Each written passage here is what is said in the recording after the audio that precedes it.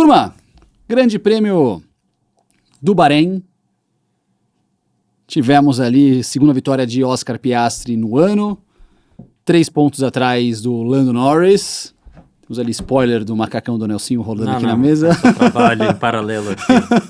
O que vocês acharam da prova? Eu acho que eu tô liderando o bolão agora. Mas a gente vai deixar pra falar isso no final do programa, Você né? tem grandes chances, só que tem um grande problema do bolão, que é o seguinte, a Cal tá de férias e ela que faz a contabilidade do bolão. A gente só vai conseguir fazer a contabilidade quando ela voltar. Que sorte, hein? Então, Que eu ainda sorte, começo a próxima semana como líder de contabilidade. Que sorte, hein, Thiago?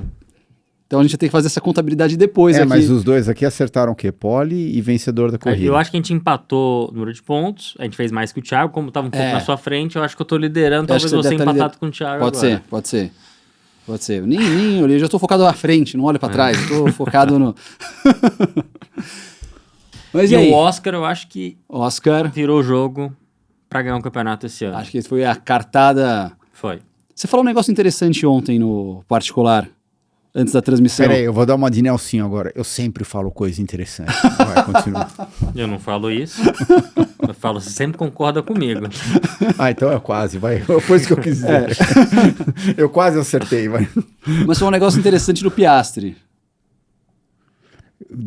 Da No comparação do Piastri com o Vettel. Que foi o contrário. Exatamente. Para mim, ele carimbou o passaporte. Ontem, ele se colocou na disputa do título do mesmo jeito que o Vettel carimbou o passaporte. Vez na Alemanha. Exatamente, saiu lá na Alemanha. Quando ele bateu em Hockenheim aquele ano, ele carimbou o passaporte que não ia disputar mais o título. Para mim, aconteceu o contrário esse final de semana. Com o Piastri. Piastri que dominou os treinos, performou demais. Dá uma olhada no Lando. Ele errou na classificação. Sim. Ele admitiu.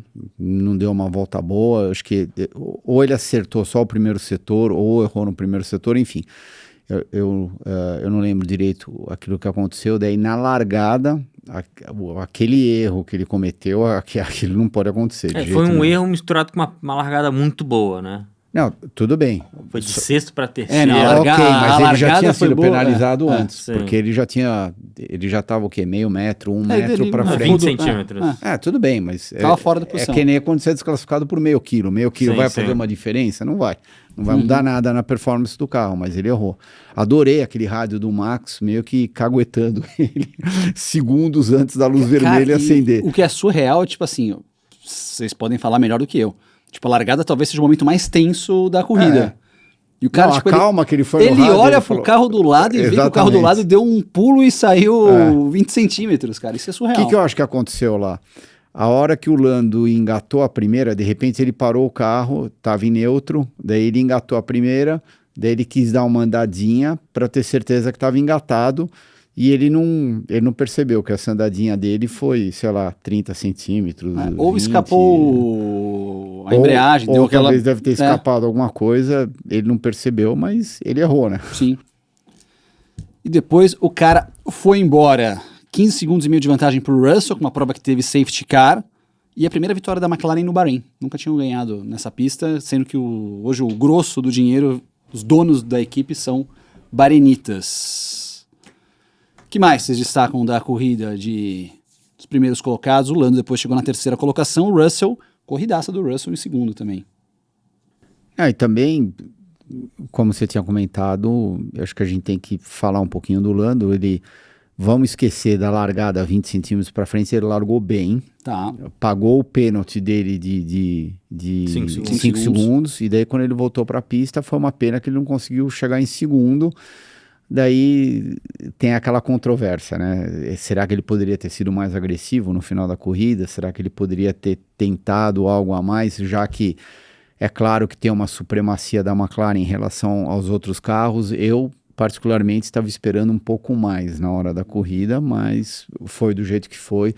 Foi muito claro que o Piastri dominou a prova inteira. Ele meio que imprimiu o ritmo a hora que ele queria. Fiquei surpreso com o Russell no final da corrida, a hora que ele colocou aquele jogo de pneu mole, eu falei, nossa, isso daí vai acabar em 6 voltas. E ele fez o que? As últimas 20 e poucas voltas, relativamente próximo do Piastri. O Hamilton ainda falou assim, eles tomaram a melhor decisão.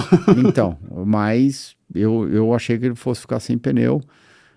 Daí a gente conversou sobre aquilo que aconteceu na Ferrari, né? A Ferrari foi obrigado a colocar um jogo de pneu. O safety car matou a estratégia da Ferrari. Matou a estratégia da Ferrari, exatamente. Eles foram de médios e duros e o safety car acabou aproximando todo mundo. Porque tava uma prova boa da Ferrari, assim. Beleza, o Hamilton largou em 9º, mas estava já no 4º lugar. O Leclerc estava brigando no 3º, estava bem ali. Tava uma prova melhor da Ferrari. E aí o safety car acabou tirando eles dessa disputa, apesar que o Hamilton disse que ainda ele tem alguns hábitos diferentes que ele pilotou um tempo todo, a carreira toda, um tipo de carro com estilo de pilotagem, configurações até de freio motor que ele não tinha que fazer antes. Os freios são diferentes do que ele estava acostumado nos últimos 15 anos. Tem muita diferença mesmo aqui, vocês... de pilotar, assim, sei lá, a vida inteira de um jeito e você muda para uma configuração diferente, às vezes de eletrônica, de mapeamento de motor, uma Fórmula 1 tão equilibrada como essa?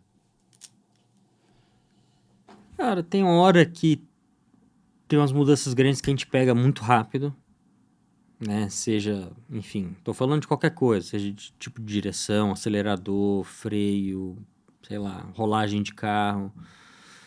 E por algum motivo tem coisas que são besteiras que de vez em quando a gente demora a pegar, né? Eu acho também tem que tomar muito cuidado nessas horas, na minha opinião, dessas diferenças pequenas entrar na cabeça do piloto, entendeu? Não tô conseguindo me adaptar com freio ou com isso ou aquilo. Lógico, eu tô falando de pilotos amadores, são pilotos os melhores do mundo que estão lá. Porém, né, esses caras são tão bons, eu não sei, eu tenho dificuldade de imaginar que ele não consegue se adaptar com alguma coisa, entendeu? Eles têm treino, eles têm muito tempo de simulador, que o simulador é exatamente a mesma coisa do carro. Assim, talvez não de feeling, mas pega um pedal, alguma coisa... Isso eles conseguem replicar, porque é exatamente o mesmo pedal, o mesmo burrinho de freio, a mesma pressão, tudo igual ao carro de corrida. Então, não sei, eu acho que é mais na cabeça do piloto do que, sabe... Não sei, é difícil falar isso, né? Eu acho que tem muita coisa que você sai de um Fórmula 1, a gente vai andar em Stock Car, você sai de um Stock Car, vai andar num protótipo no IMSA,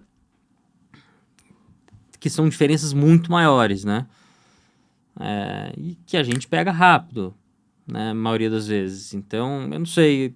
Lógico, talvez a gente tá falando de muito detalhe, de pilotos muito bons, consegue extrair quase tudo do carro.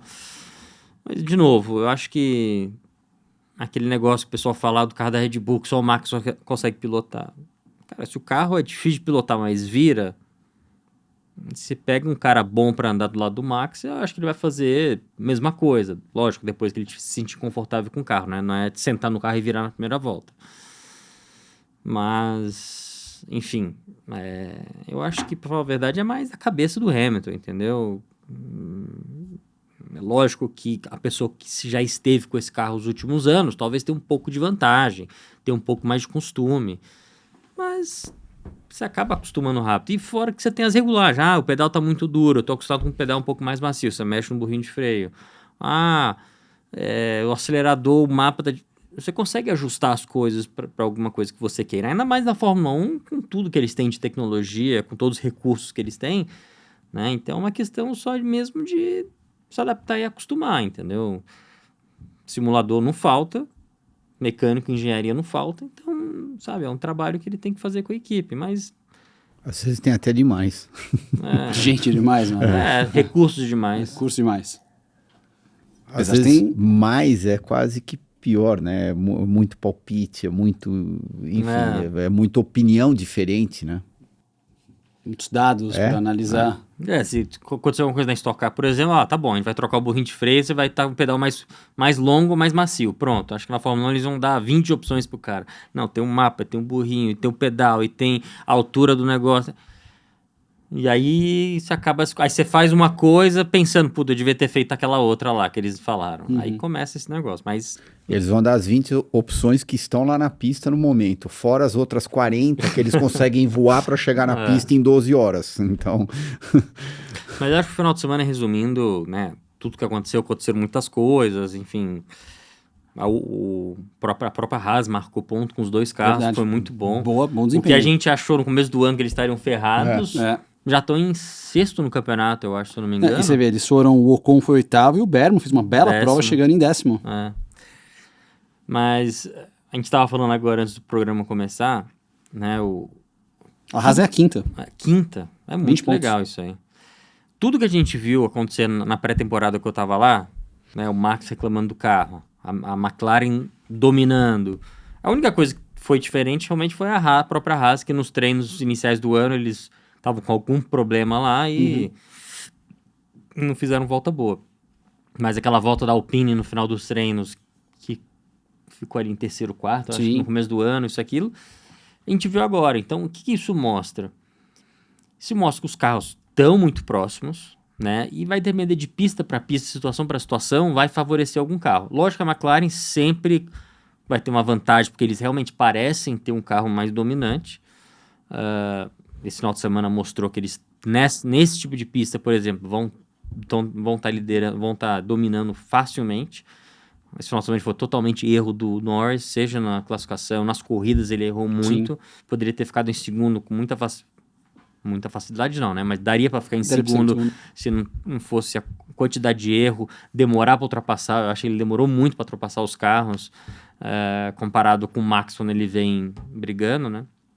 E a Red Bull apanhou pra caramba esse final de semana, como ela apanhou nos treinos. Então, por um lado isso é legal, porque toda pista que a gente for, a gente vai ver talvez uma performance diferente das equipes. Eu ainda acho que a McLaren vai ganhar o campeonato, Piastri vai ganhar o campeonato, vai ser uma virada de jogo grande na McLaren, e que vai ser bem legal, assim, interessante, né?